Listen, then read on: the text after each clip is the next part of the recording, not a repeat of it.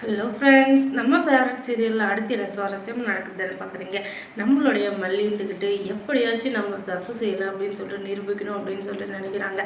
ஆனால் அவங்கக்கிட்ட ஆதாரம் இல்லை. அதனால தான் அவங்க எல்லாருமே அசிங்கப்படுத்திட்டு இருக்காங்க. எல்லாருமே அவங்கள வந்து இப்போ பெரிய குற்றவாளி மாதிரி நடத்திட்டு இருக்காங்க. அது அவங்களால கொஞ்சம் கூட ஏற்றுக்கவே முடியல. ஏன்னா எல்லாரும் ஒரே விஷயத்த சொல்கிறப்போ அவங்களுக்கு ரொம்பவே கஷ்டமாக இருக்குது. என்னடா இது நம்மளை எல்லாருமே இப்படியே சொல்லிட்டு இருக்காங்க அப்படின்னு சொல்லிட்டு. என்னதான் இருந்தாலும் அப்படிப்பட்ட ஆள் கிடையாது நம்மளுடைய மல்லி. எல்லார் மேலுமே பாசத்தையும் நேசத்தையும் கொட்டி வச்சுருக்காங்க. அவங்கள போய் இப்படிலாம் சொன்னால் அவங்க வந்து தாங்குவாங்கள்ல, சத்தியமாக தாங்கவே மாட்டாங்க.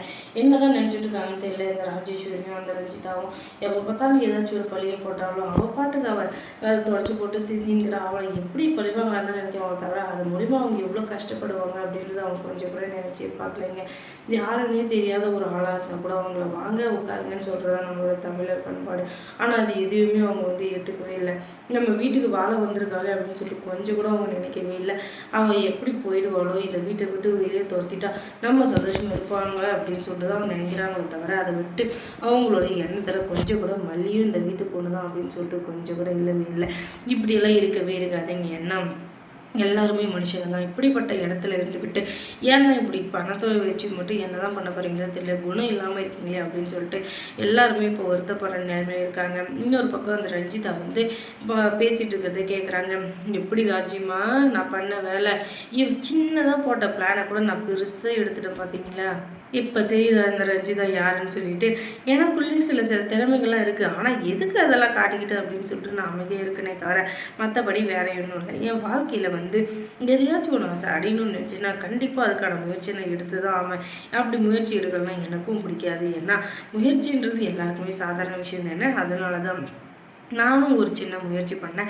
அதில் வந்த விளைவு தான் இப்போ வந்து அந்த மல்லி வந்து ரொம்பவே சோகமாக உட்காந்துறதுக்கு காரணம். அது உங்களுக்கு புரியுமோ புரியல தெரில. ஆனால் எனக்கு சந்தோஷமாக இருக்குப்பா அப்படின்னு சொல்லிட்டு பேசிகிட்டு இருக்காங்க. அது எல்லாம் கேட்ட நம்ம மல்லி இருந்துக்கிட்டு, ஏன்டி கரும்பு பிடிச்சவளையே உனக்கு அறிவு இல்லையா, உனக்கு என்ன வந்து வந்தி பேதி வந்தது, எதுக்காக இப்படி பண்ண, சின்ன குழந்தைங்களாம் சாப்பிடுவாங்க தெரியாது, ஒருவேளை நீ அதை சாப்பிட்ருந்தேன்னா அவனுக்கு எப்படி இருந்திருக்கும், ஒருவேளை உன் குழந்தை அதை சாப்பிட்ருந்தா நீ அதை ஏற்றுருந்துப்பியா, இப்படி குழந்தைங்க வச்சு விளையாடுற அளவுக்கு உனக்கு என்ன கோவம் சொல்லு, நான் தப்பு பண்ணியிருந்தேன் என்ன தண்டி என்ன வந்து ஏதாச்சும் ஒன்று பண்ணு நான் ஏற்றுக்கிறேன். ஆனால் சின்ன குழந்தைங்க என்ன பண்ணுச்சு, உங்களுக்கெல்லாம் வெக்கமே இல்லையா அப்படி இப்படின்னு சொல்லிட்டு கழுத்தை பிடிச்சி கரகரன்னு இருக்கிறாங்க. ஆனாலும் நான் உனக்கு பண்ணேன் உனக்கு தெரியுமா, உனக்கு யார் சொன்னது அப்படின்னு சொல்லிட்டு பயங்கரமாக கேட்டுருக்காங்க. உடனே நான் சொன்னதுன்னு யார் சொன்னதுன்னு மட்டும் நீ தயவு செஞ்சு கேட்காத, நீ தான் சொன்னதுக்கான எல்லா ஆதாரமும் இருக்குது.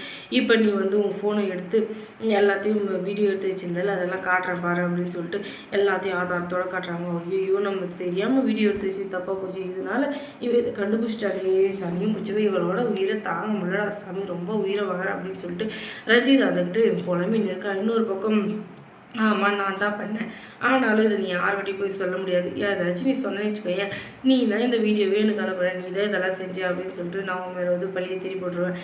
இல்லைனாலும் எல்லாரும் நீ தான் செஞ்சேன், நீ செஞ்சு சாப்பிட்டதுனால தான் பசங்க எல்லாம் இப்போ ஹாஸ்பிட்டலில் இருக்காங்க அப்படின்னு எல்லாருக்குமே தெரியும். அதுக்கு மேலே நீ நல்லா மாதிரி நடிச்சுன்னு வச்சுக்கேன், அதெல்லாம் ஒரு துளி கூட ஆகாது. அதனால் கம்முன்னு கிளம்பு அப்படின்னு சொல்லிட்டு பயங்கரமாக பேசிட்டு போயிட்டே இருக்கா.